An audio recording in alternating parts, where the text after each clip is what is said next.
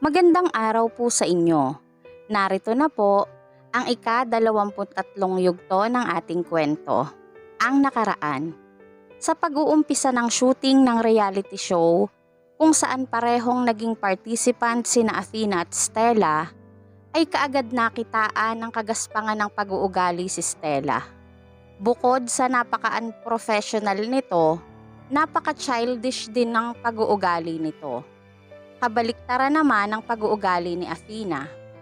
Bukod sa talaga namang husay ni Athena sa pagganap sa mga role na natatapat sa kanya, napaka-professional nito at matalino kaya naman kinagiliwan siya ng mga direktor.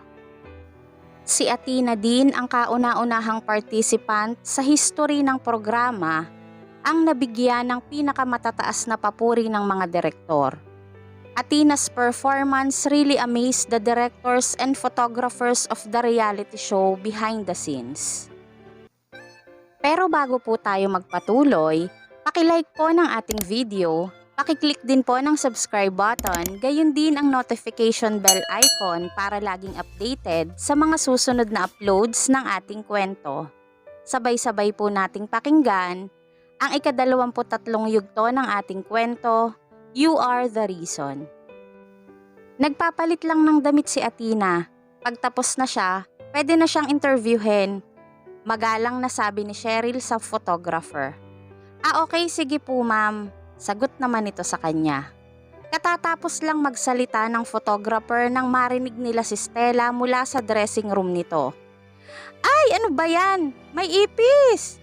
Tumakbo ito palabas ng dressing room na magulo ang buhok. Nang makita nito ang photographer, sinigawan niya ito. Nasaan ang cleaner niyo dito? Bakit hindi niya ginagawa ng mabuti ang kanyang trabaho? Galit na sigaw nito sa photographer. Nagmamadali naman si Sander na lumapit kay Stella nang marinig ang malakas na sigaw nito. Agad namang hinagip ni Stella ang braso ni Sander, saka muling nagsalita. Sander, buong araw akong pagod sa shooting. Nang bumalik ako sa dressing room ko, may isang malaking ipis na nandoon, nakakadiri. Sigurado ka ba? Agad namang tanong nito kay Stella. Baka naman nagkakamali ka lang. Imposible. Sigurado akong may sadyang naglagay noon doon para takutin ako. Pagsabi ni Stella noon ay sumulyap ito kay Athena. Dahil ba sa akin napunta ang role ng bidang babae at nasapawan kita sa stage at hinayaan ko na mailagay sa'yo yung pangit na makeup na yon? Nagsiselos ka sa akin kaya mo sinadyang ilagay ang ipis na iyon sa dressing room ko. Galit na sabi nito kay Stella. Nakakuha ng pagkakataon si Stella para sigawan si Athena. Ang mga taong naroon sa paligid ay natigilan. Naging sobrang imaginative naman ni Stella. Sa 3 shooting ng mga eksena na kinuna ng araw na iyon, nakitaan si Athena ng pagiging professional nito, samantalang ipinakita naman ni Stella ang pagka-unprofessional pati na ang kagaspangan ng pag-uugali nito. Palagi nitong sinusubukang inisin si Athena at ngayon naman ay gumagawa na naman ito ng hindi makabuluhang pag-uugali. Kung hindi dahil kay Athena na isa ring artist ng Global Entertainment, iisipin na lang ang mga talent ng Global Entertainment ay walang kalidad bilang artist. Hindi ba't pareho silang artist ng Global Entertainment? Bakit napakalaki ng pagkakaiba nilang dalawa? Tanong ng isa't isang naroon. Nag-umpisa na ang mga itong pag-usapan sina Athena at Stella. Hindi man lang napansin ni Stella ang lahat ng iyon. Subalit narinig lahat ni Sander ang sinasabi ng bawat isa. Stella, tumigil ka na. Pagkasabi niyon ay agad niya itong hinila sa kabilang sulok. Pwede ba? Hayaan mo na ang tungkol doon sa kung anumang insekto ang nakita mo. Ako na ang makikipag-usap sa opisina ng kumpanya. Kumusta ang shooting? Patuloy na tanong ni Sander kay Stella. It was very successful. Siyempre dahil nandun ako, everything can be done. Iniisip nito na dahil may ngiti sa mukha ng mga direktor, ay nasiyahan ang mga ito sa performance niya. At dahil sa nakita niyang pangit na makeup ni Athena, Inisip ni Stella na walang duda na nag-stand out siya sa shooting ng araw na iyon. Sigurado ka ba? Walang nangyari? May pagdududang muling tanong ni Sander. Sander, malinaw na nakita ng mga mata ko na masayang umalis ang mga direktor. There was nothing wrong with my acting. Nagawa ko ang lahat ng isang take lang. Dahil buong kumpiyansa iyong sinabi ni Stella, wala nang iba pang nasabi si Sander dito. Inihanda niya ang interview ng mga ito sa lounge. Okay, let's call it a day. Nang makaalis ang cameraman, ang ilang tao at si Athena ay nanatili sa lounge. Sander, pagod na ako. Magpahinga na tayo sa hotel room natin. Pagkasabi ni Stella noon, ay sinapon nito ang noo at nagkunwari itong sobrang napagod. Sabay namang ibinaling ni Cheryl at Carla ang tingin sa ibang direksyon upang wag makita ang pag-arte nito. Athena, saan ka naglalagi nitong mga nakaraang araw? Pagkuway tanong ni Sander kay Athena. Ang kinaroroonan ni Athena ay talagang naging palaisipan sa kanila nitong mga nakaraan. May mga bodyguards pa ito na laging nakabantay dito. Ibig bang sabihin noon ay nagbalik na ito sa kanyang pamilya? Natapos na ang trabaho ko, wala ka ng karapatang magtanong o manghimasok sa mga personal kong gawain. Kalmadong sagot ni Athena kay Sander. Ayaw niyang ipaalam dito ang kahit na anong impormasyon. Galit na tumingin ito kay Athena. Walang sino mang artist ang maaaring makawala sa kontrol ng kumpanya. Kung gusto mong sumikat at makilala, matuto kang gumalang at makipag-usap ng ayos sa akin. Kung hindi, natuwa si Stella nang makita nito ang galit sa ekspresyon ni Sander kay Athena. Sander, wag ka nang makipagtalo pa sa kanya. Kapag nag-aired na ang show, malalaman niyang hindi talaga siya karapat-dapat na makipag-argue pa sa'yo. Pagkasabi noon, ay bahagya nitong itinulak ang tasa ng kape sa table at nahulog iyon. Mabilis na lumapit ang mga bodyguards at tumayo ang mga ito sa harap ni Athena. Gusto niyo bang palabasin na namin sila? Tanong kay Athena ng isa sa mga bodyguards. Hindi na kailangan. Agad namang sagot niya sa mga ito. Pagkasabi niyon ay tiningnan ni Athena si Stella at sarkastikong nagsalita. Tinatamad akong makipagtalo sa'yo, but I really look forward seeing your reaction the day the show will be aired. Nais niyang patunayan na talagang may kakayahan siyang lubos na matalo si Stella. Ito rin ang magiging una niyang hakbang sa kanyang planong pagbabalik. Galit na galit si Stella. Sander, tingnan mo kung gaano siya kaarogante. You must arrange a distant job for her immediately. I'm sorry to disappoint you, but Athena can now choose to either agree or reject sa mga magiging job arrangements para sa kanya. Sagot naman ni Cheryl sa sinabi ni Stella. Matapos marinig ni Stella ang sinabi ni Cheryl, umuusok ito sa sobrang galit, nagpapadyak at panay ang reklamo kay Sander. That's enough, Stella. Marami pa tayong ibang kailangan gawin. Pagkasabi niyon, ay humakbang na ito palabas ng lounge. Saka saglit na huminto at nilingon si Athena with full of disappointment in his eyes. Hindi ko ine-expect that you would turn out to be like this. Ngayon, sarili mo lamang ang iniisip mo at ang mga benefits na maari mong makuha. Hindi ka naman dating ganyan. Wala ka na ring pakialam sa magiging reputasyon mo. Talagang ibang-iba ka na. Ganun ba? Pero mas gusto ko kung ano ako ngayon. Sarkastikong sagot ni Athena kay Sander. Walang pakialam si Athena kung ano ang iniisip ni Sander tungkol sa kanya ngayon. Nakafocus si Athena ngayon sa kanyang mga pangarap at sisikapin niyang maabot ang mga iyon one step at a time. Wala ka na, Athena, at hindi ka na muli pang makakabalik sa industriya. Sigaw sa kanya ni Sander saka tuluyang umalis kasama si Stella. Walang emosyong tiningnan ni Athena ang mga ito habang papalayo. Nang makasakay sa sasakyan si Athena pauwi ng villa, nakatanggap siya ng video call mula kay George. Pagkatapos ng shooting, kailangan mong makasakay sa pinakamaagang flight pabalik ng bansa. Don't cause any trouble for the company. Mahigpit na bilin nito kay Athena. Ako ang magpo-provide ng sariling pagkain at accommodation ko. I don't think that will affect the interest of the company. I have the right to decide whether to return home because I have the freedom to choose. Sandaling natigilan si George. Athena, pagkatapos na mai-broadcast ng show, mag-i-invest ng malaki ang kumpanya para kay Stella. At sa sandaling mangyari iyon, magiging imposible na para sa'yo na magkaroon ng lugar sa entertainment industry. Kung ako sa'yo, magkukwit na ako sa industriya ngayon pa lang kaysa walang matira sa'yo na kahit ano. Naghamon si Athena kay George nang sabihin niya ito. Do you think Stella was your perfect card? Tingnan na lang natin kung anong kalalabasan nito. Kalmadong sagot nito kay George. Galit na tiningnan ni George si Athena. Nakapagdulot ng matinding inis at galit ang naging attitude ni Athena dito. Kung hahayaan niyang makabalik sa industriya si Athena, magiging malaking banta ito para sa global entertainment pati na rin sa kanilang buong pamilya.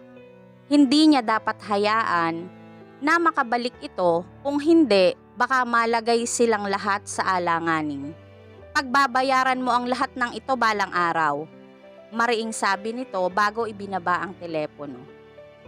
Athena, sa palagay ko, hindi hahayaan ni George na basta ka na lang makawala sa kanila. Nag-aalalang sabi ni Cheryl kay Athena. Hindi lang naman ako ang solong taong magiging responsable sa kung anumang kalalabasan nito. Kahit na anong gawin niya, hindi ako magpapatalo. Alam na alam ni Athena na matapos na mai-broadcast ang programa, lalo siyang kamumuhian ng magkapatid na Sander at George. At kahit pa nga magkaganon, hindi niya pinagsisisihan kung ano ang ginawa niya ngayon. Huwag kang mag-alala. Babantayan ko kung ano ang mga pangyayari doon. Just focus on your work. Ako na ang bahala. Pagkaraan ay sabi ni Cheryl. Ngayon, silang dalawa ni Carla ay lubos na sumusuporta kay Athena. At higit sa lahat, ang San Miguel Media Entertainment ay patuloy na sumusuporta sa kanila, kaya wala silang dapat na alalahanin. Nang makapasok na sa villa ang kotse nila, napansin ni Athena na napapalibutan ng mga bulaklak ang magkabilang side ng driveway. Si Joaquin na noon ay nakasuot lang ng isang simpleng t-shirt ay nakaupo habang nagbabasa ng isang dokumento. Nang marinig nito ang boses ng kanyang assistant ay nag-angat ito ng tingin. Ipinaalam nito sa kanya na dumating na si Athena. Ibinaba ni Joaquin ang dokumentong binabasa nito at pagkatapos ay binigyan ng ilang instructions ang assistant.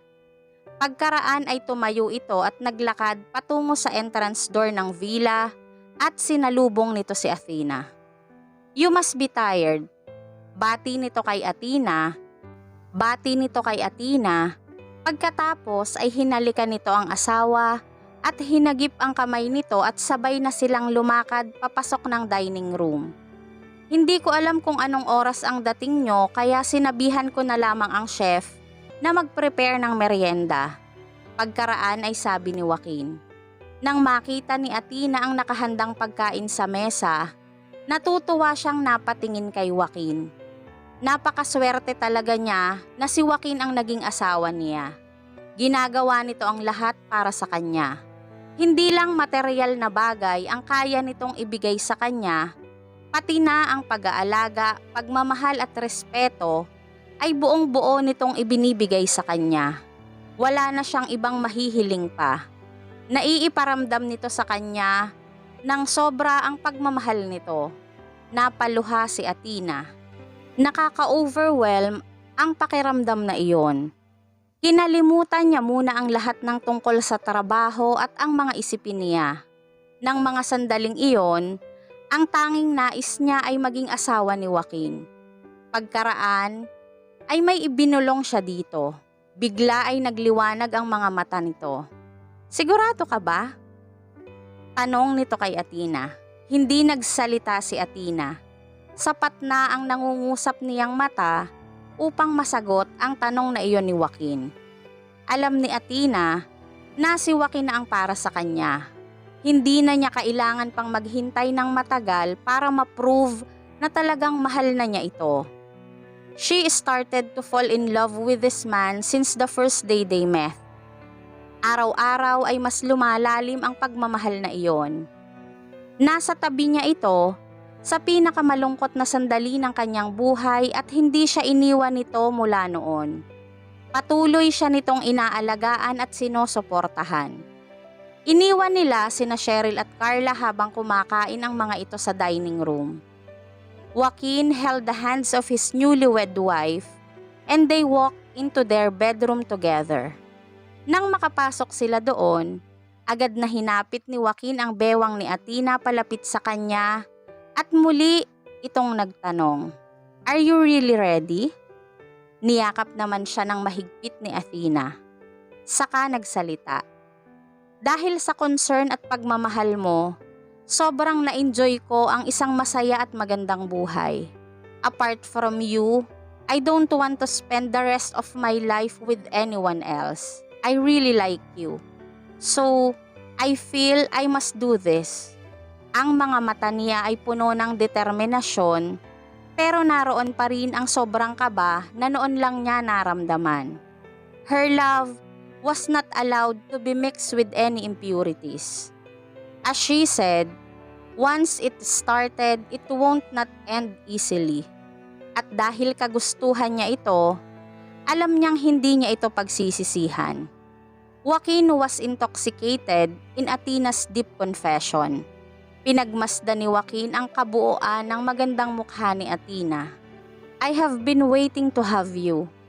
Mahina at napakasincere na sabi nito kay Athena na hindi inaalis ang pagkatitig sa mukha nito. Ang inumpisahan nilang banayad na halik ay unti-unting naging maalab. His desire was unreservedly displayed before Athena.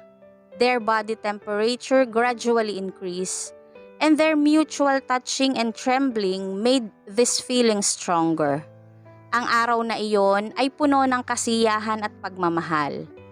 Nakahilig si Athena sa dibdib ni Joaquin. They were both covered with a queen-size quilt. Mahinang tinawag ni Athena ang pangalan ni Joaquin. Kaagad naman itong patagilid na humarap kay Athena. It seems that I haven't tired you out yet."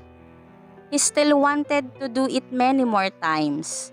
Natatakot lang ito na baka hindi na makaya ni Athena, so he stopped. Hindi nito inaasahan that this little fairy that he called was so energetic. Athena smiled sexily, and the next thing they know, they have started another round of making love. Early next morning, nang magmulat ng mata si Athena, Joaquin was looking at her. Half of his upper body was naked. His attractive skin made Athena smile. "Napakagwapo naman ang asawa ko." "Gwapo?" Ulit ni Joaquin. "Halika na, get up. You'll have to see my face for the rest of your life." Ngumiti si Athena. "Hindi ako magsasawang tingnan ang mukhang yan." Being able to wake up every day with Joaquin beside her is really a wonderful blessing na palagi niyang ipagpapasalamat. Sabay silang bumaba ni Joaquin para mag-breakfast, and the sweet atmosphere lingered around them. "Athena!" Lumakad si Carla palapit sa kanya at may naisa nang sabihin, subalit nagdalawang isip ito nang makita sila ni Joaquin. "Ano yan, Carla? Go ahead." Agad naman niyang tanong dito. May small party na gaganapin mamayang gabi ang crew ng behind the scenes para sa celebration ng success ng shooting, and they wish to invite you. Under normal circumstances, it would be better not to turn down this kind of invitation. Kaya lang, syempre, invited din si Stella at siguradong a-attend yun kasama si Sander. Mahabang paliwanag nito kay Athena. Saglit na nag-isip si Athena at saka muling nagsalita. "Sige, sabihin mo sa kanilang darating ako on time. Hanga talaga si Carla sa tapang ni Athena. Sumasang-ayon namang napatango si Joaquin na nakaupo sa tabi ni Athena. Nginitian naman ito ni Athena saka muling nagsalita. Hindi ka ba natatakot na baka mabuli ako doon kapag umattend ako sa party mag-isa?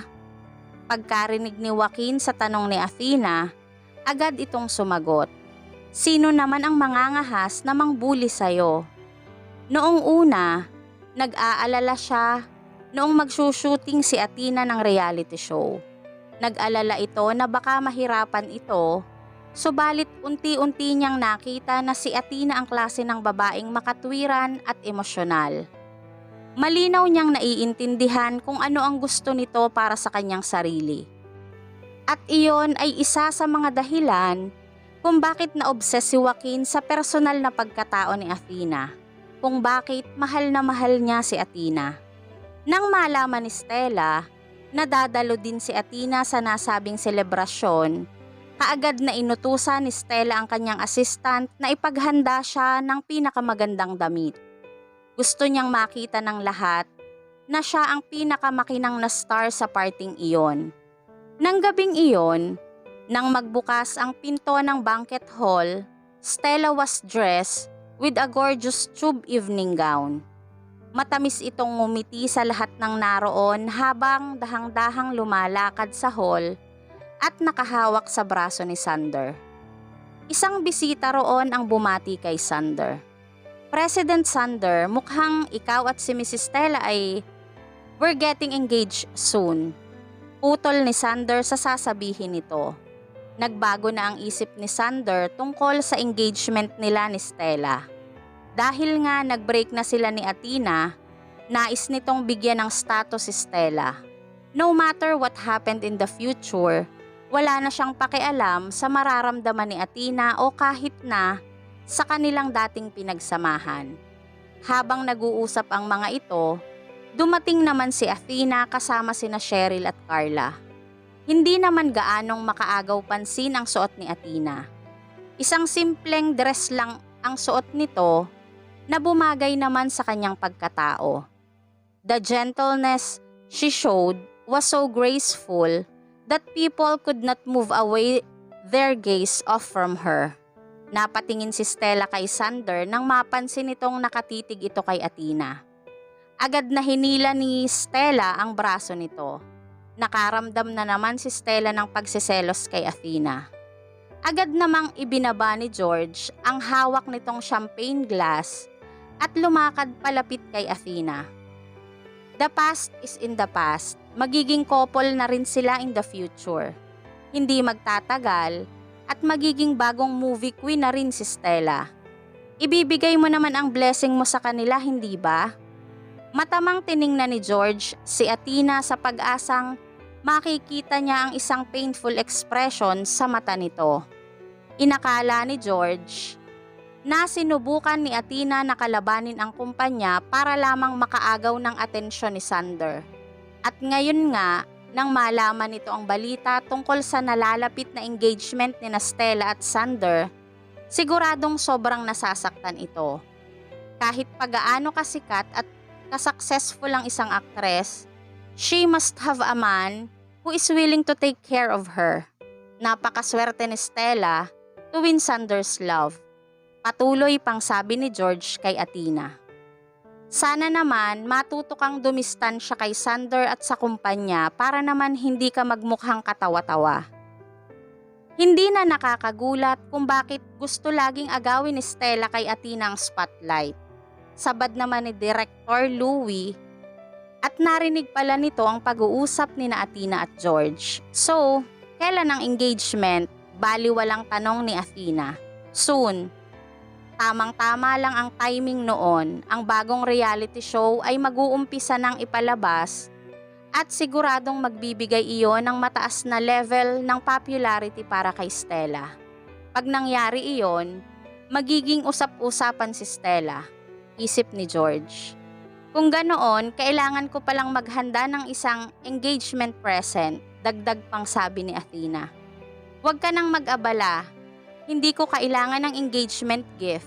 Ang tanging gusto ko lang na gawin mo ay layuan si Sander, mariing sabi ni Stella kay Athena. Sinubukan pa nitong lumapit kay Athena pero hindi na interesado pang makipag-usap si Athena sa mga ito kaya tumalikod na ito at niyaya sina Cheryl at Carla para kumuha ng pagkain. Subalit hindi pa tapos si Stella kay Athena kaya hinanap ni Stella si Athena at kinompronta ito. Maaaring magaling ka ngang aktres pero hindi magtatagal, ako na ang susunod na magiging boss ng kumpanya. You've lost your place, Athena. Mayabang na sabi nito kay Athena. Itigil mo na ang pangangarap sa mga bagay na hindi maaaring mapasayo. Kailangan mo ngayong malaman kung saan ka dapat lumugar. Pwede ko namang kausapin si Sander na hayaan kang gumanap sa mga maliliit na role. Kasi, yun lang naman talaga ang nababagay sa'yo. Hindi mo ako kayang talunin. Patuloy pang sabi ni Stella. Stella, hindi mo na kailangan pang mag-aksaya ng oras na kausapin siya, sabi ni Sander kay Stella nang makalapit ito sa kanila. Pagkaraan ay tiningnan siya ni Sander. Kailangan mong sundin ang arrangement ng kumpanya at lumipad ka ng pabalik ng Pilipinas sa lalong madaling panahon. Is there anything else? Balik na tanong ni Athena kay Sander. Hindi nagustuhan ni Stella ang sagot ni Athena. Nakita mo ba yon? Walang kwenta kahit kausapin mo siya ng maayos, hindi siya nakikinig. Reklamo ni Stella kay Sander. Makinig ka, Athena. Kailangan mo nang tigilan ito. Tigilan mo na ang pangangarap dahil kahit ano pang gawin mo, wala nang pag-asa pang magkabalikan tayong dalawa. I'm in love with Stella. Mahabang sabi ni Sander kay Athena. Iniisip ng mga ito na ang rason kung bakit ginagawa iyon ni Athena ay dahil sa sobra itong nasaktan sa nangyari sa kanila ni Sander. Nang marinig ni Stella ang sinabi ni Sander, ay labis itong nasiyahan. Pakiramdam nito ay natalo na niya si Athena. Tayo nang bumalik, yaya ni Athena kina Cheryl at Carla. Nagiging sobrang maingay na dito. Nang gagalaiting nakuyom ni Sander ang kaniyang kamay. Forget about it, Sander. It's not worth it. Tapos na siya. Kailangan nating maturuan siya ng leksyon tungkol sa industriya sa oras na makabalik na tayo ng bansa. Seryosong sabi ni George kay Sander. Isa pa, inayos ko ng lahat para sa'yo. Sa sandaling mag-umpisa ng mag-air ang show, ikaw ang magiging talk of the town. Dagdag na sabi nito kay Stella. Hindi ko na talaga ito makakayanan pa. Napaka-arogante nila. Gusto ko na talagang malaman ng lahat ang totoo. Galit na reklamo ni Cheryl. Ngayon na nakapag-umpisa na ito ng bagong buhay at bagong karelasyon, bakit kaya patuloy pa rin itong nakikialam kay Athena? Isip ni Cheryl.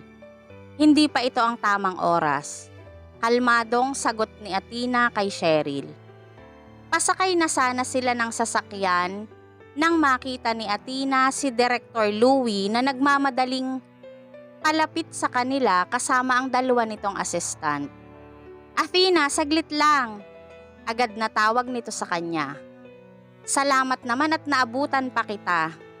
Would you like to hear some great news? Agad na tanong nito sa kanya. Bago pa nakasagot si Athena, ay iniabot na sa kanya ng isa nitong assistant ang contract. We have been working with the luxury brand L'Oreal for a long time now. Pagkatapos nilang mapanood ang performance mo, naging interesado sila to offer you para maging ambassador ng product nila sa Asia. Mag-uumpisa ka ng campaign next season. Excited na paliwanag ni Director Louie kay Athena. Isang napakalaking karangalan na kilalanin ka ng isang prestigious brand. Bukod pa dito, isa itong perfect opportunity para kay Athena. Gusto sana kitang i-approach kanina dun sa party para pag-usapan ang offer na ito, kaya lang nakita kong nakapaligid sa'yo ang mga taga-Global Entertainment. Kaya minabuti kong hintayin ka na lang at personal kang kausapin tungkol dito. Anyway, isa itong napakagandang opportunity para sa iyo. I-inform ko na lang ang management ng iyong kumpanya once na makapag-decide ka na to sign the contract. Patuloy pang sabi nito. Alam ni Athena na hindi ito pangkaraniwang opportunity. Talagang isa itong napakagandang balita. Hindi ko alam kung anong sasabihin ko. Natutuwang sagot ni Athena sa direktor. So, are you up for it? Nakangiting muling tanong nito kay Athena. Yes, of course. Hindi ko alam kung paano ako magpapasalamat sa iyo for helping me sa kabila ng mga nangyayaring ito ngayon. Nakangiti at naluluhang sagot niya dito. It's my pleasure. Walang dudang makakabalik kang muli sa spotlight in no time. And this time, with great success. Tuwang-tuwa at excited naman sina Cheryl at Carla nang marinig ang tungkol doon. Siguradong uusok na naman sa galit sina Sander at Stella sa sandaling malaman ng mga ito ang tungkol sa offer na iyon kay Athena. Naisip nila. Ako na ang mag-a-arrange ng appointment for you with L'Oreal. Dagdag pang sabi ni Director Louie. Thank you, Direk. Sagot naman dito ni Athena. Maswerte siya dahil hindi siya nakinig sa mga payo ni George. Kung hindi, sana'y nawalan siya ng opportunity na makatrabaho si Athena. Naisip ni Director Louie habang nakatanaw ito sa palayong sasakyan ni Athena. Cheryl, sa palagay mo, okay lang kaya kay Sander if magpa-resched ulit tayo ng flight natin? Ang tanging rason lang naman nila kaya gusto nila akong makabalik kaagad ng Pilipinas ay dahil i-a-announce nila na si Stella ang female lead ng show. Gusto lang nila na naandun ako para mapahiya ako. Sa totoo lang, wala siyang pakialam sa kahit na anong sabihin at gawin ni Stella. Okay, I will reschedule our flight. Agad na sagot ni Cheryl kay Athena. Hindi ko na mahintay ang magiging itsura ni Stella kapag nalaman nito ang tungkol sa endorsement deal ni Athena with L'Oreal. Nakangiting sabi pa ni Cheryl.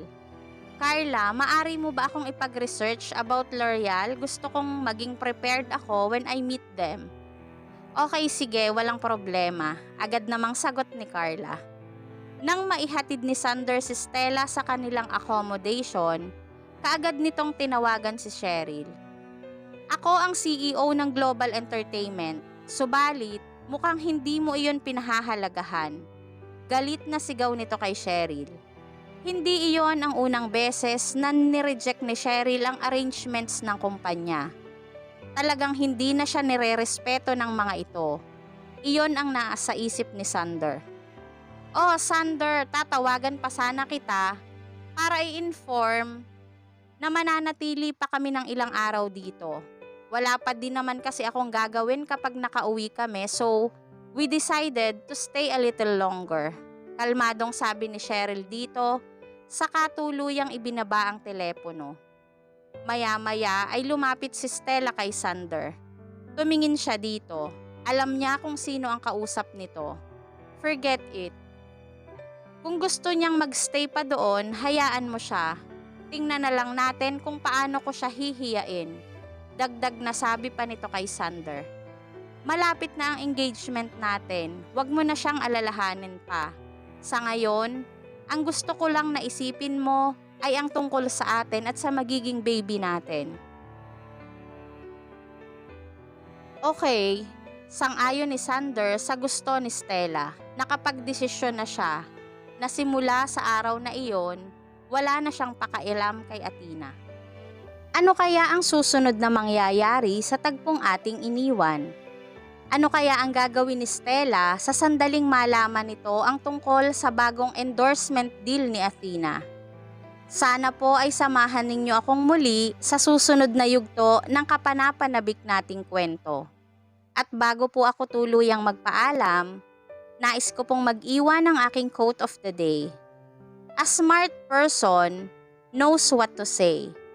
A wise person knows whether or not to say it. Maraming salamat po sa pakikinig. Keep safe everyone and God bless.